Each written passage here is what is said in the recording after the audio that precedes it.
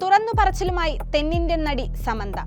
2 വർഷത്തോളം രാവിലെയും ഉച്ചയ്ക്കും രാത്രിയും താൻ ഒരേ ഭക്ഷണം മാത്രമാണ് കഴിച്ചതെന്ന് തുറന്നു പറഞ്ഞ് നടി സമന്ത. ശരീരഭാരം കുറയ്ക്കാനോ ഫിറ്റ്നസ് ട്രെയിനിങ്ങിന്റെ ഭാഗമായോ ചെയ്തതല്ല ഇത്.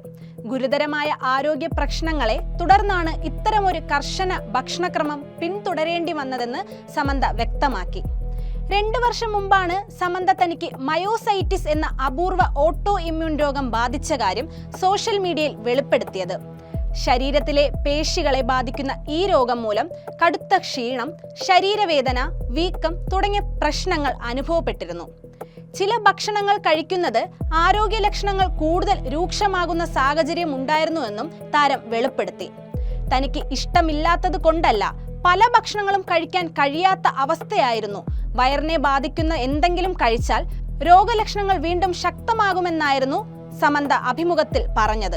ഇതേ തുടർന്ന് ഡോക്ടർമാരുടെ നിർദ്ദേശപ്രകാരം വളരെ പരിമിതമായ ഭക്ഷണക്രമം പിന്തുടരുകയും 2 വർഷത്തോളം 3 നേരവും ഒരേ ഭക്ഷണം കഴിക്കേണ്ടി വരികയും ചെയ്തതെന്ന് നടി വ്യക്തമാക്കി. ഇപ്പോൾ ആരോഗ്യനില മെച്ചപ്പെട്ടുവെന്നും സമന്ത അറിയിച്ചു.